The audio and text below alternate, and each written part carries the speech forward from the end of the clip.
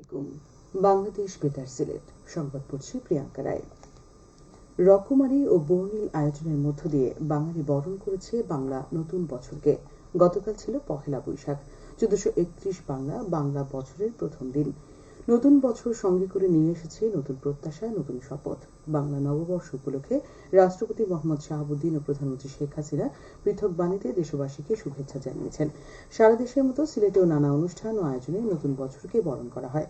গতকাল সিলেট জেলা প্রশাসন সহ সরকারি বেসরকারি বিভিন্ন সামাজিক ও সাংস্কৃতিক সংগঠন দিনব্যাপী ব্যাপক কর্মসূচির মধ্য দিয়ে বর্ষবরণ করেছে। সকালে জেলা প্রশাসকের কার্যালয় থেকে এক বর্ণাঢ্য মঙ্গল শোভাযাত্রা বের করা হয়। পরে শোভাযাত্রাটি নগরীর বিভিন্ন সড়ক ঘুরে রিকাবি বাজারস্থ কবি নজরুল অডিটোরিয়ামে গিয়ে শেষ হয়। শোভাযাত্রায় প্রশাসনের ঊর্ধ্বতন কর্মকর্তা, আওয়ামী লীগ, বিভিন্ন পেশাজীবী সংগঠন, বিভিন্ন সামাজিক সংগঠন এবং স্কুল কলেজের শিক্ষার্থীরা অংশ নেন। শোভাযাত্রায় আবহমান বাংলার ইতিহাস ঐতিহ্যের প্রতীকী উপস্থাপন করা হয়। শোভাযাত্রা শেষে অডিটোরিয়ামের মুক্ত মঞ্চে এক সংক্ষিপ্ত সমাবেশ অনুষ্ঠিত হয়। জেলা প্রশাসক শেখ রাসেল হাসানের সভাপতিত্বে এতে প্রধান অতিথি ছিলেন প্রবাসী কল্যাণ ও বৈদেশিক কর্মসংস্থান প্রতিমন্ত্রী শফিকুর রহমান চৌধুরী এমপি। অনুষ্ঠানে অন্যান্যের মধ্যে উপস্থিত ছিলেন সিলেট সিটি কর্পোরেশনের মেয়র আনোয়ারুজ্জামান চৌধুরী, সিলেটের বিভাগীয় commissioner Abu Ahmad Siddiqui, police super Abdullah Al Mamun ও জেলা পরিষদের প্রধান নির্বাহী দেবজিৎ কুমার সিনহা। অন্যদিকে সকাল 10টায় সিলেট সিটি কর্পোরেশনের পক্ষ থেকেও নববর্ষকে স্বাগত জানিয়ে শোভাযাত্রা বের করা হয়। এতে নেতৃত্ব দেন সিসিক মেয়র মোহাম্মদ আনোয়ারুজ্জামান চৌধুরী। অপরদিকে নববর্ষ উপলক্ষে শ্রীহট্ট সংস্কৃত কলেজ, আনন্দলোক, ব্লুবার্ড স্কুল, শ্রুতি নানা অনুষ্ঠানের আয়োজন করেছিল। এছাড়াও নববর্ষ উপলক্ষে 7 দিনব্যাপী বৈশাখী মেলার আয়োজন করা হয়েছে কিং ব্রিজের নিচে আলী আমদাদের ঘড়িঘরের সামনে।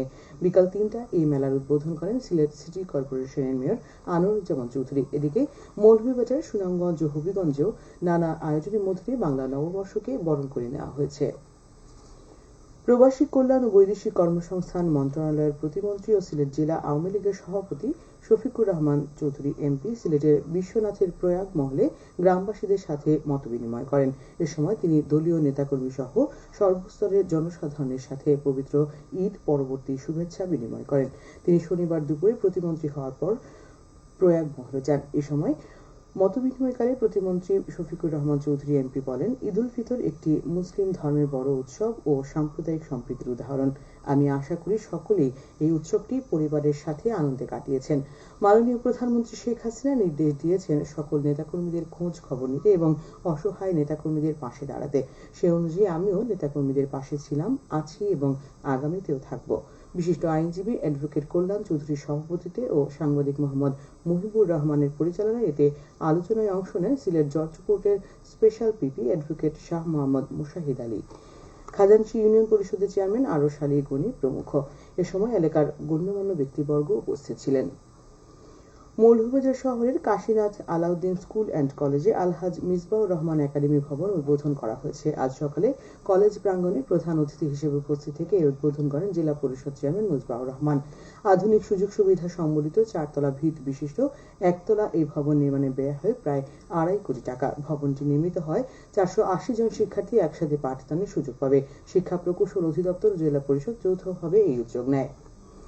সিলেটের গোলাপগঞ্জ উপজেলার বহর গ্রামে শিলাবৃষ্টিতে ক্ষতিগ্রস্ত 100 পরিবারের মধ্যে ঢেউটিন বিতরণ করা হয়েছে। আজ স্থানীয় বাজারে উপকারভোগীদের হাতে ঢেউটিন তুলে দেন উপজেলা পরিষদের চেয়ারম্যান মঞ্জুর কাদের শাফি এলিম।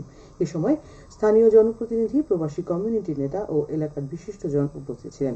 বহরগ্রাম ওয়েলফেয়ার ট্রাস্ট ইউকে এর আয়োজন করে। এবারে শুনুন কৃষি সংবাদ। মৌলভীবাজারে প্রধান 3টি হাওর যথাক্রমে হাকালুকি, কাওয়াদিঘি, হাইল হাওরের নিম্নাঞ্চলের বুড়ো ধান কর্তন উদ্বোধন করা হয়েছে। আজ সকালে সদর উপজেলার বিরইমাবাদ এলাকায় কাওয়াদিঘি হাওরে কম্বাইন্ড হারভেস্টার মেশিনের সাহায্যে ধান কেটে এর উদ্বোধন করেন সংসদ সদস্য জিল্লুর রহমান। এ সময় সদর উপজেলা পরিষদ চেয়ারম্যান মোহাম্মদ কামাল হোসেন, জনপ্রতিনিধি, এলাকার গণ্যমান্য ব্যক্তিবর্গ ও কৃষক কৃষানীরা সহ বিপুল সংখ্যক লোক উপস্থিত ছিলেন। খেলার খবর, ফুটবল। সিলেটের গোলাপগঞ্জ উপজেলার ভাদেশ্বর মীরগঞ্জ উচ্চ বিদ্যালয় মাঠে তৃতীয় রাহাত উজ্জ্বল ফুটবল টুর্নামেন্ট গতকালের প্রথম সেমিফাইনালে প্রত্যাশা ফুটবল একাদশ 3-1 গোলে বাঘা ইউনিয়ন ফুটবল একাদশকে পরাজিত করে ফাইনালে উন্নীত হয়েছে। আগামীকাল মঙ্গলবার দ্বিতীয় সেমিফাইনালে sports development trust UK football দল মানিকোনা ফুটবল একাদশ ফেঞ্চুগঞ্জের মোকাবেলা করবে। সবশেষে আবহাওয়া। পার্শ্ববর্তী এলাকায় আজ কোনো সতর্কবাণী নেই এবং কোনো সংকেত দেখাতে হবে না। আজ সিলেটে সূর্যোদয় হয়েছে 5:30 এবং সূর্য অস্ত যাবে সন্ধ্যে 6:15। সংবাদ শেষ হলো। পরবর্তী স্থানীয় সংবাদ প্রচারিত হবে সন্ধ্যা 7টায়।